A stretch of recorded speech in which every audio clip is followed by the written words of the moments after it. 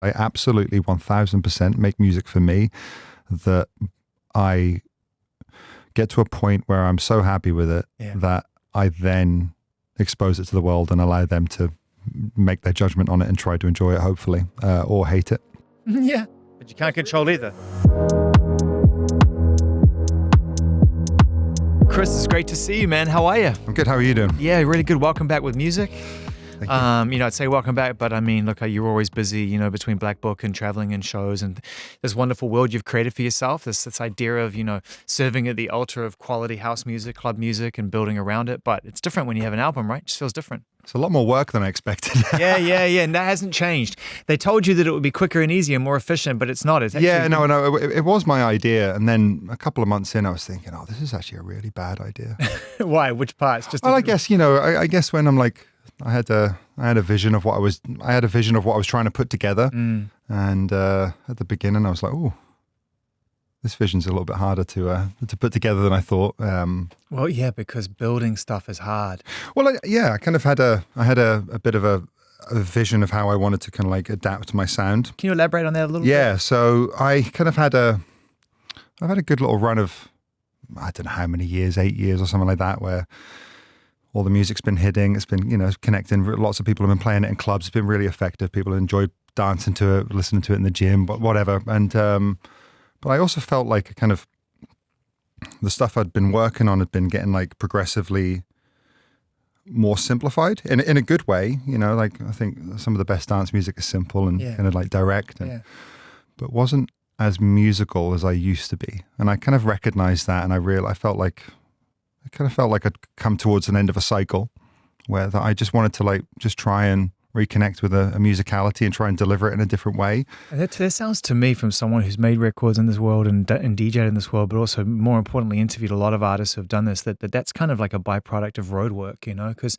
you're playing things in front of crowds, and so you know what the pressure points are and you know what's going to move a room to some degree. Yeah. And when it's time to actually create something and make something that's a body of work, it's like, well, I'm pretty far away from the room now. You know what I mean? Like, I'm not in the room at the moment. Making beats and basses that just like connect and you feel them in your body, and making it work in a musical way with chord changes now. It's something that was really prominent 15, 20 years ago. And it's become less and less prominent because it's actually really quite hard to do with today. Like the way that people mix things and the sound quality that people expect nowadays. It's quite difficult to do. And I had to take quite a while to like figure out how to do that myself. Yeah. And that was the thing that I was kind of struggling with. But that was like, I messed around with that for like the first year. And then after about a year, I was like, okay, I actually think I've got something here, And that's where everything really started to take shape. I'd already written quite a lot of the tracks that you hear on the album. And yeah, because the creative work comes quick, but then like to your point, what's the sonic template here? How am I going to, how are these sounds and therefore the songs going to actually relate to each other? Yeah, I'm not going to lie. I definitely didn't. I've seen a lot of people talk about that kind of like that interconnectivity between all of the music that that's put on an album, and I know a lot of people truly agonize over it. I didn't. I'm not going to lie. I didn't. I essentially just had this belief that it would all be tied in by the fact that I've made it. It's kind of it's my fingerprint, it's my it's my signature, and that would carry through. And I obviously focused on it towards the end when I listened to it, and I was like, how's this all piecing together? And I felt good and comfortable with it. But it wasn't something that like the whole way through I was just like, where's song 4? Is that sound? Is the sound in song 4 going to tie into this beep in song 12 kind of thing? I wasn't doing that. So what did you spend your time, if not focusing on that, what took the most amount of time? It wasn't the writing, it was just the piecing it all together. That was the, just making sure that I did many, many, many revisions of some of the songs, way too many. And honestly, it's like, I was starting to think I was being ridiculous, the amount of time I was spending on some of these tracks. But, I'm happy with what I've done. Like there's a couple of the tracks on there that I think must have done 10 significant, like, completely different versions. And then within that, there's 20, 30 different versions of that version. But you get there in the end. That's I just gave myself the time, and I didn't pressurize myself to have to deliver something immediately. Grace, man, grace, to give yourself the grace to actually make what you want to make. And I think, all great artists probably start without acknowledging that, because it's like a race. Yeah. It's a race to get your first thing done, and it's a race to get out there and give it to people. But and the only pressure's really coming from myself. It's like, I'm deciding what's happening with this. So there's no kind of like commercial, I don't have this commercial obligation. I don't have someone sitting there going, this needs to achieve this needs to be streamed this many times, it needs to generate this. I don't care. I'm doing this for me, and I'm doing this because I love doing it, and I just want to put out the music that I want to put out. It's pretty cool. Is that part of the reason why Black Book and this kind of infrastructure that you created ultimately for yourself and for others, it exists, is because you wanted to remove yourself from that sort of underlying or overshadowing expectation from others? Yeah, and that's exactly what it is. And I just feel more connected with what I'm doing when it's like, it's funny when I've got experience of releasing music with record labels, and I found in the past that I often felt like my love for what I'd made diminished when it went through this kind of like almost corporate system. I felt like it just kind of, it felt like slightly, a trade. Yeah, slightly. It just frayed my connection with the music a little bit, and it's like, I do not feel that with this project. It's a really nice feeling. Let's talk about the origin of this album, because you made an album some time ago, and you've been proactive, and like you said, you've had success. You've done great collaborations, great original songs, built a beautiful industry and a beautiful world for yourself. But you made an album. Why did you decide to? Like you said, initially you're like, oh, maybe I bit off more than I could chew. But what before that realization?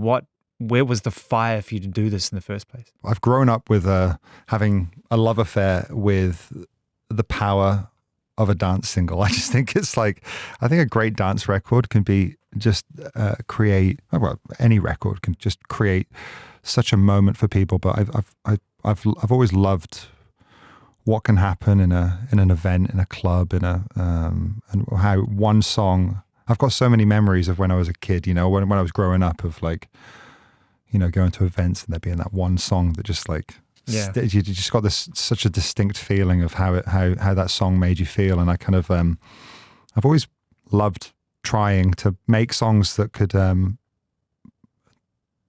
give other people that feeling in their lives. So I've always just really been focused on singles. It's just been, I love it. And whenever I kind of explored the idea of doing an album or putting something together, I just never really felt like I had something significant a significant reason or something significant musically to give.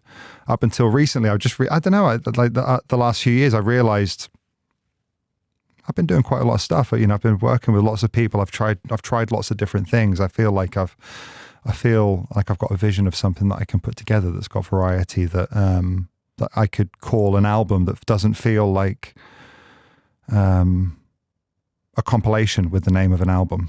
You know what I mean? You summed it up beautifully, Chris. It's like, you did it for you. Yeah, no, I 100% did it for me. I'm completely selfish in that regard. I absolutely 1000% make music for me, that I get to a point where I'm so happy with it that I then expose it to the world and allow them to make their judgment on it and try to enjoy it, hopefully, or hate it. Yeah. So, and that's really what it is. And it's, but I think there was a little period in my life where I kind of like got astray in my career, and maybe I didn't hold to those values quite as strong. When was that? That was probably about 10. I think I'm a bit hazy on like that period, but it's really like in the EDM boom days. That was kind of a bit of a confusing time for me. And can we talk a little bit about that? Because I was in the thick of that. I had my little, I was running my little part of the road on that with everybody else touring, and it was a heady time, and it was a strange time actually when I think back, because it's quite kind of like actually quite. There was some really exciting things that happened in that time. There was some very big and profound things that happened in events, and the music got very big, but it almost felt like it just killed area of the scene. I really felt it. Everything that I was doing, I actually felt like, oh man, is this done? Is it like, and dude, I can tell a quick story. I was on an Australian festival tour, and I was on a stage, and it was a more bass heavy stage, and it was successful, and there's a lot of people in front of it, and there was a stage next to us. I'll just say his name. It was James Murphy. He was had a DFA stage next door. This is before. It was right when everything was peaking. I know James pretty well. I'd finished my set. I was behind the stages. James was running past to use the portaloo he was on with. I remember who he was DJing with. I said, "How's it going, James?" He's like, "Selling milk on a hot day." Went to the toilet, came back out, went up and finished the set. And I was heartbroken. I mean, it was funny as fuck because James is just funny as fuck, as you know. But I've never heard that, so that's really funny. it was just fun, but it was so funny. But there was a little bit of it that, like, then I went up to see my friends up on our stage, which was having a moment, because everyone has a moment. I was like, I feel kind of fucking shitty. Like, because I love what's going on over in that stage. And sure enough, there was no one. Now, obviously, this is the beauty of life. 6 months later, everything changes. Yeah. And he's fucking right there on top. But it was fucking crazy. You're absolutely right. It was almost like you had to make a choice. And that's not what clubs are about. No, and I definitely at that time there was a bunch of things that were going on. I didn't have this confidence in. I didn't actually have this confidence in my ability and my production at the time. I just was like, I was struggling to get things to sound the way that I wanted them to sound, and I was working with to get a sound that I was looking for. I was working with other producers as well to help me, and I really ended up diluting what made me me. It's almost like I felt uncomfortable with my own mistakes and my own, not everything has to be perfect. I just felt uncomfortable with what I was doing, and I was looking for help from other people. And then I also in that relatively short period, I did something that I haven't done. I didn't do before, and I definitely have not done since, and I'll never do again. And that was I listened to other people's opinions about what I should be doing with my career, and it was a massive learning lesson that if you had have spoken to me 5-6 years ago, I wouldn't have wanted to talk about, because it felt like something I was still working through and trying to kind of overcome. But I now look back on that period as one of the best things that ever happened in my life, because I really didn't love some of the stuff that I'd done. It wasn't terrible, but it's just like I didn't love it. It didn't fully feel like me. And it gave me this. It got me to this point where I felt like I have a choice to make here. I can continue down this road, or I can and be unhappy with what I've kind of like built under my own name. Everyone wants you to fucking like support it all the time. Play those songs again. Yeah. Or I could just abandon it and start a new project. Which there's a lot of people in that time that did that, which is probably the right decision to do. Or just try and make things better than what I'd done before. I chose that because at the end of the day, my real name is Chris Lake. Yeah, that's me, and I just didn't feel comfortable with abandoning me, so to speak. So I took the really hard decision of, I looked at all of my most popular songs, and I'm like, I'm just going to have to make better music. So I tried to, and that's kind of tried to rebuild my whole career, said no to so much stuff, which was very, very difficult. Chris, what was the criteria for no back then? Like what constituted a no? Is this given the right impression for my music? Is this the right platform? And it was really the basis of all of my decision making since, and all of the decision making that I will make for the rest of my life.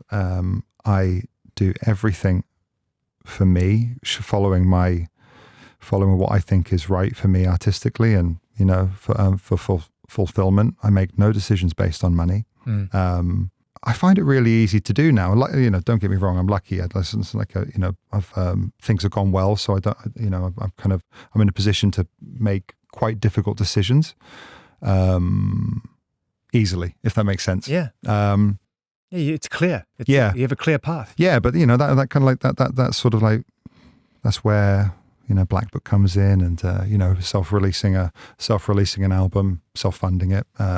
if you can't back yourself, I mean, why would you expect anyone else to back you? You're not alone. I mean, one of your contemporaries, one of your friends and peers, someone, a collaborator, you know, I mean, Sonny is literally came out of the exact same situation, right? Could not have climbed higher No, 100%. on the mountain.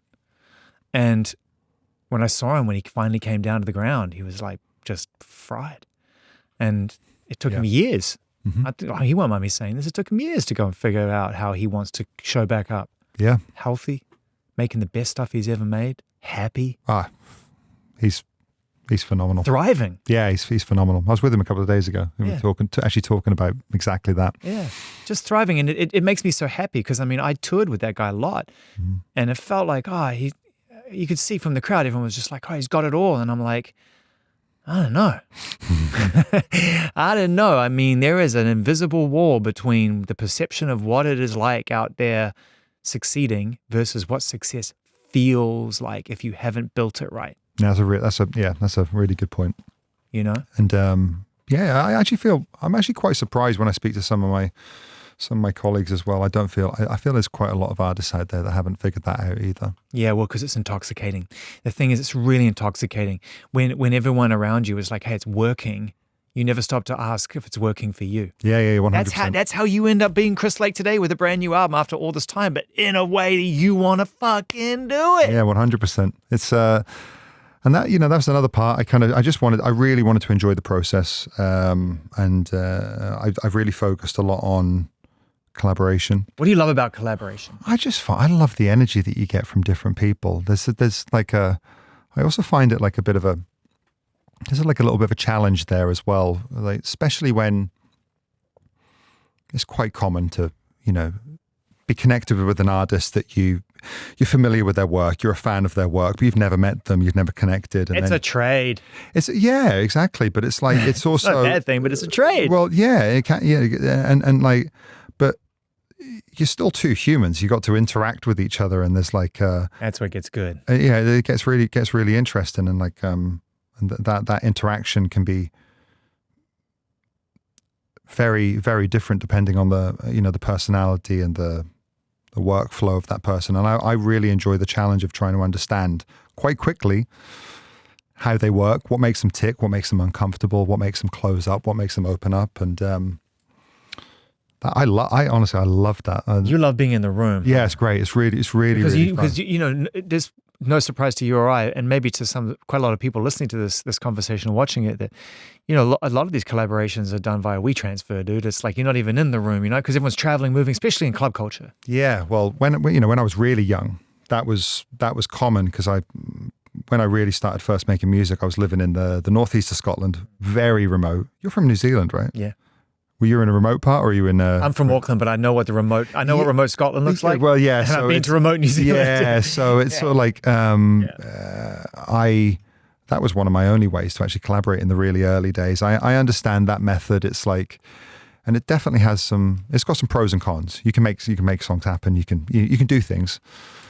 But the real magic is when you actually really get together with someone. And I loved that. It was absolutely fantastic. I had the best time working on this. Luckily, I had the forethought as well of having a friend film most of it as well. So for once, I actually captured a lot of what actually happened in the studio. It's really nice to look back on and have some memories of it, and watch like the moment when the spark happened and all that. So you seem really good, man. I mean, you know, what a great life you've built for yourself, but also to come out the other side and want to open people up to your process, and even have a process to make an album. And, you know, just to realize at this point, having achieved a lot and become, yes, the kind of artist that inspired you inspire others now. But to be able to say, man, this is a whole new era for me. Like I get to make albums in a different way, and I get to invite people to like capture it, and like, yeah, it's pretty cool. Cool. It's cool. Well, let's see. They might not be inspired when they hear it, but No, that's one thing we don't have to worry about, is the quality of the music. You know, I think that we never have with you, and that's why, as tough as it was for you to turn that tanker around in the ocean, you know, you always had the ability to create great dance music. I mean, that's something that your quality and consistency is something that people come to you for. Thank you. No question about that. I like that. Yeah. So let's talk about the early inspirations in the songs that did move you. About 10, 15 minutes ago, you talked about those one songs that changed your life. You went home. And that became part of your life's playlist. So what are some of those songs? I mean, I could tell you, let's do a starter for 10. Like for me, when I was a kid and I was discovering clubs as a teenager and being snuck in and being allowed to work the lights because I wasn't allowed to drink, just because I wanted to get close. You know, it was like LFO. And then it was like, you know, fucking Phase 2 Reaching. You know, shit that just like, is this house music? Because it just sounds like gospel to me. It sounds like soul music. Like, what the fuck? Like, that to me was such a golden time because I felt like people were searching for safety and community and understanding and acceptance, and house music was the perfect canvas to paint that paradise. Yeah, God, there's so many songs. I'm trying to remember all the names of it. I kind of like the early songs that I really fell in love with were like, I loved stuff by Timo Maas. Yeah. I just loved what he was doing. It's so good. And Sander Kleinenberg as well. I loved all of his early stuff. It was really, really cool. Yeah. The Four Seasons EP was massive for me. I was big into like the Sasha and Digweed world. I loved all of that. When I was in Scotland, northeast of Scotland, can you swear? Fuck yeah. Butt fuck nowhere. Yeah. And I had a dial-up internet connection. It's actually really funny. I was like, I was in the memories I have, like my family, It's anxiety-inducing hearing that noise. My family will know this. Like I had this 40-foot telephone cable to connect my PC in my bedroom. And honestly, the kids that are watching this right now will have no idea what we're talking about. But I would take that cable. It would be plugged in to the one telephone line, which would mean no phone calls could be made. I would connect to the internet. If you're a 20-year-old and you've got no idea what we're talking about, just search the dial-up internet noises. You would have 20 to 30 seconds of these noises before you got connected. It's actually kind of gangster. I mean, there was some serious key changes going on. 100%. It was absolutely crazy. It was like R2D2 porn. Yeah. And basically, I would connect that cable. I would connect to AIM Messenger or MSN Messenger. And I didn't know how to. Well, this is before the day. This is before the days of Dropbox. Yeah. This is before the days of Dropbox and WeTransfer and things like this. I didn't know how to store a file and send a link to someone or like what was it? FTP. Was it FTP? I didn't know how to do it. So I would have to send an MP3 to individual DJs. This is when I was sending music out to people. I don't know how. I think I've veered off from your original question. No, this is fucking perfect. But I would send the file, and because I was making long progressive house songs, it would be about 12 to 15 minutes, 12 to 15 megabyte file. It would take 3 hours? No, it was less. It was because it was 56k modem, cutting edge technology. Oh shit, you were fancy, huh? It would take 1 hour per transfer. Okay. If my mother, my father, or my sister picked up the fucking phone, yeah, it just breaks the whole thing. It broke the whole connection. Well, yeah. What about the Mom! ones? What about the ones when you're 52 minutes in? Well, this is what would happen. 7% to go, and then just like this is what would happen, and I'd be sending a file. I'd be sending a file to like Carl Cox or Sasha, and I'm trying to think of like an artist that you would maybe know now, Sander Kleinenberg or whatever. I'd be surely you were sending them to Tongi as well. You must have been 100%. I'd be sending to all of these guys, and then it would just die, and it was just painful. And like your world's come to an end. That's the crazy thing about youth, right? You think you have no time when you have the most amount of time. Like I remember when I was young and if something like that didn't happen, I'd just be like, that's it. It's never going to fucking happen. It's like, bro, you're never going to have more time than you have right now. Every day you're losing time. What are you stressing about? Yeah, I can't even remember what your first question was, but it was great talking about dial-up internet. Fucking love that. Anxiety inducing for me as well, because I remember it just was, the internet used to laugh at me. Because I just wanted to be out in the world so badly, because New Zealand felt like miles away from anywhere. I think we've got a connection there. Yeah, and I just wanted to be in it, and I was blissfully unaware until the internet started to show me, and then I was like, oh fuck, it is all happening. Yeah, I was right. I need to get out there. You know, and that was the beginning of it all, you know, from the internet point of view. And now, of course, it's like fucking super fast. So let's talk about how you've adapted and how you use the internet and how you use that with Black Book and how you actually go out there and how you use modern technology in order to work with efficiency, but also work soulfully. actually, me and Skrillex have quite a thing in common. Well, you both use MacBooks, but the the iPhone microphone. Yeah, it's great. It's one of the best things that's happened in music. Dude, voice memos is nuts. It's so clean. It's the best microphone you'll ever have because it's the closest one to you. Yeah, yeah. And there's so many bits of vocal from voice notes. You just get it. It's fantastic. I absolutely love it. So, I've heard some great stories about that, man. Someone told me, I don't really want to quote because if I get it wrong, I get it wrong. I heard that Beyonce was recording lyrics like overdubs on a phone on a plane hours before Renaissance came out. Just a quick damn, I feel like I need a harmony. Send it in, bam, remaster it. Like that's crazy. That is cool. Mm-hmm. I hope that's true because not just because it's a phone and it's Beyonce, but just the fact that you can just create to the very last second. I could be writing anywhere now. The power's in, just a little square in front of me, able to write anywhere. And I absolutely love that. I think it's one of the best things ever. And that's a huge part of the album, massive tool that I've used, being able to actually travel with my studio in the bag.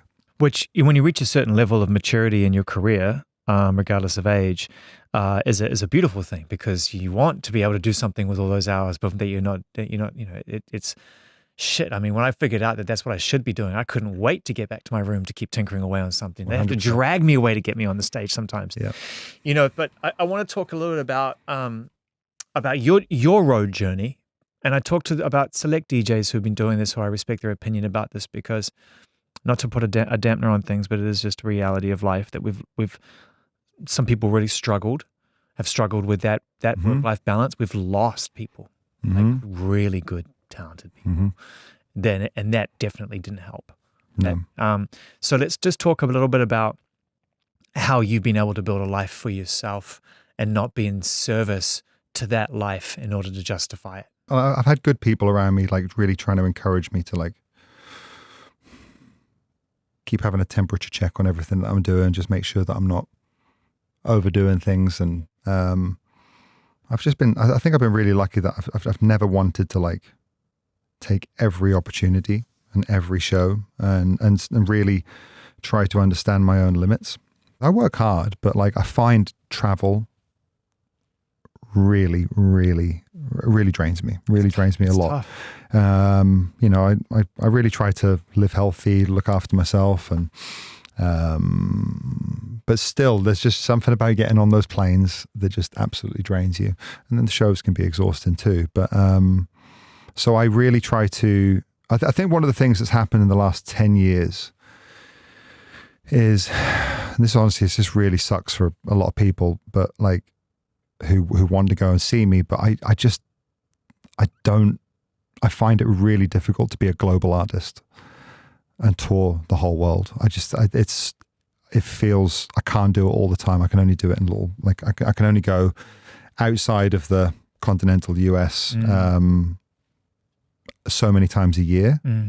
I've got family. I love working in the studio as well. That's a big thing that fuels me. And I don't like being away from home too much. It's just like, or for overly extended periods of time. Whenever I've done it in the past, that's really where I found the cracks start to show for me. Yeah. So I really just try to I try to limit it, and it's definitely frustrating because it's like, there is a big world out there. There's lots that you can do, but I'm just one person. There's only, I've only 24 hours in the day, just like everyone. I've talked to DJs that have been the number one DJ in DJ Magazine and Mix Magazine for like 6 years. And when the spell is broken, we've had a conversation and they're like, it's fucking brutal out here. Yeah. Like you have to work so hard to achieve.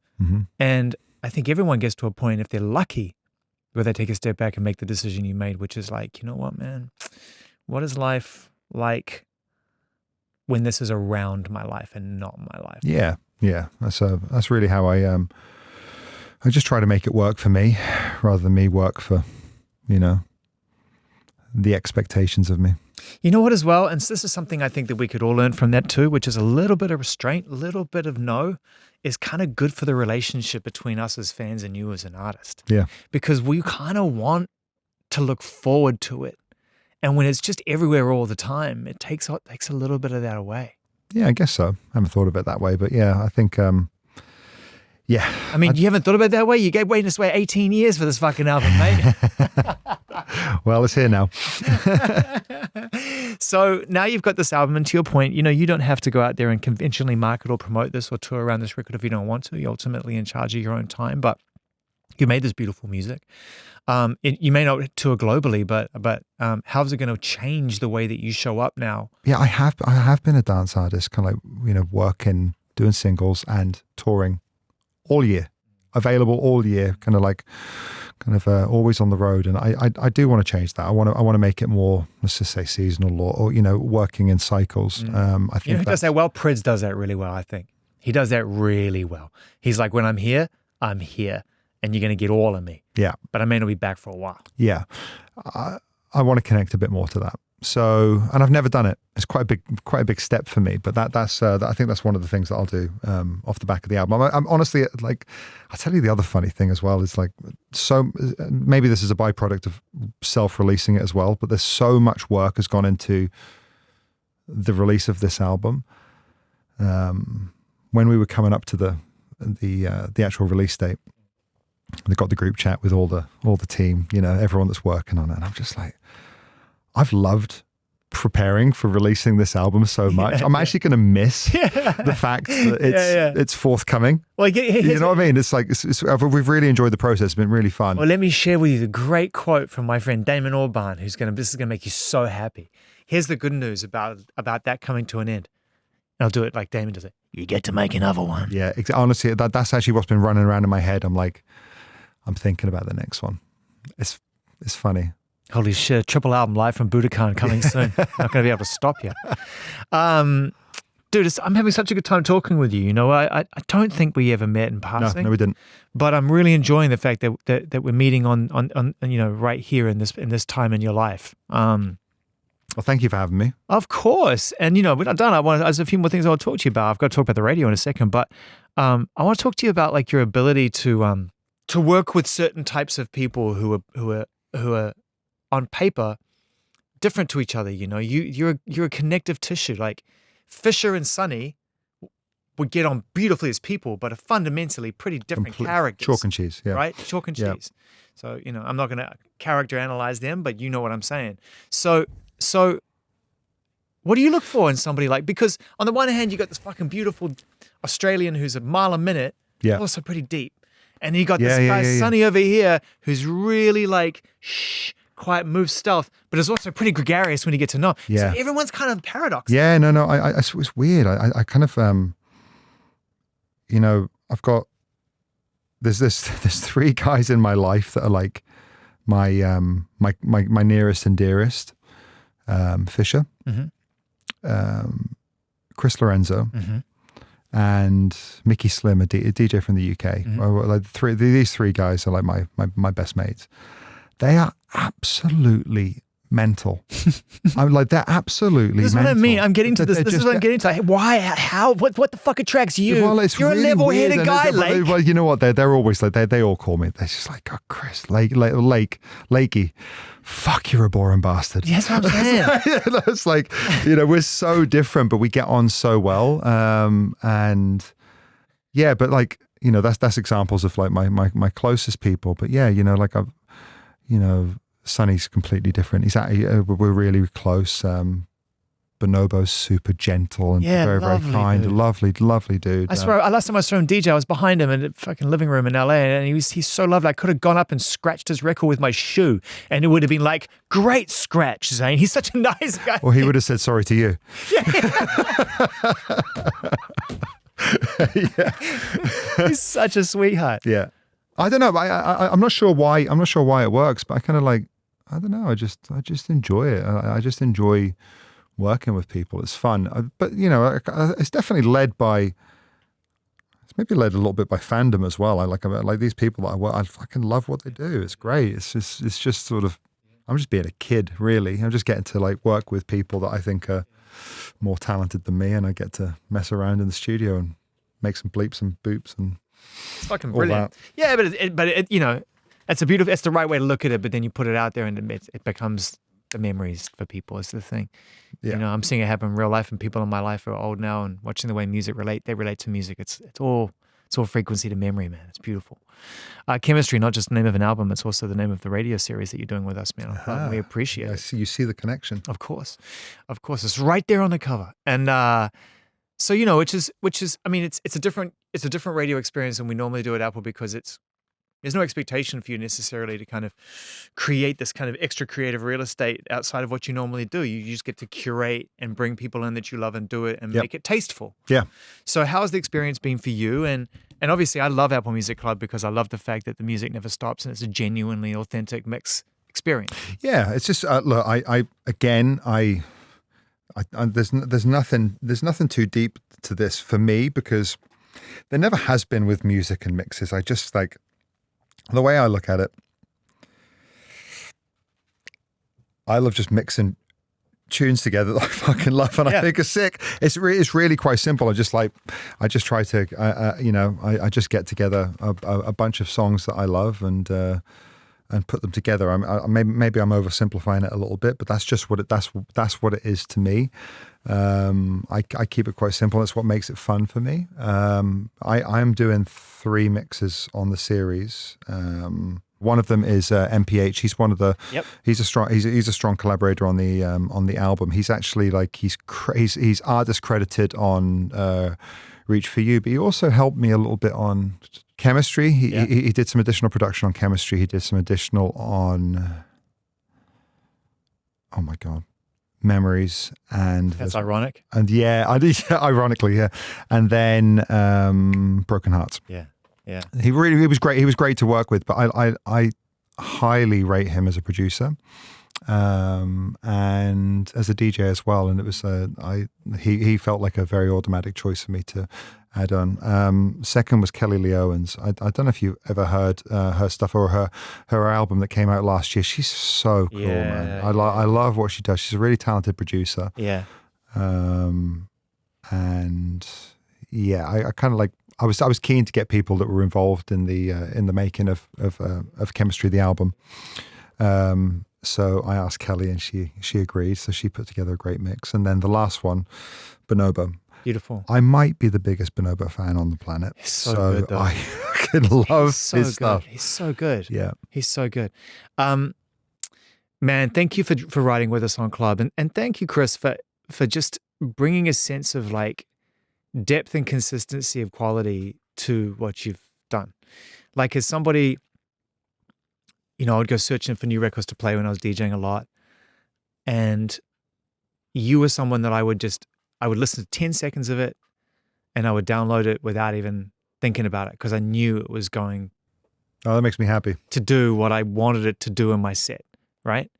And there's only a few people that, you know, you can really rely on to kind of consistently do that. Like I have my few, like I love Malay and I love people like that who just bring a certain something. That's what I want for that moment, right? And you're definitely one of those people. And I love what you've built. You know, you've built a really great, mature infrastructure around your passion with Black Book. And, you know, you're doing it for all the right reasons, man. And really, we know why club culture matters. Yeah, of course, it's going to have moments where it's going to be a huge commercial priority for people and a lot of money on is kicking about. But it's not why you got into it. It's not why I got into it. No. I can't even believe I made $1 out of this. I'd like, honestly, it's crazy. I've never done it for that. So, it's a blessing. It's really cool. I'm 42 now, man. I can't believe I'm still doing this. It's amazing.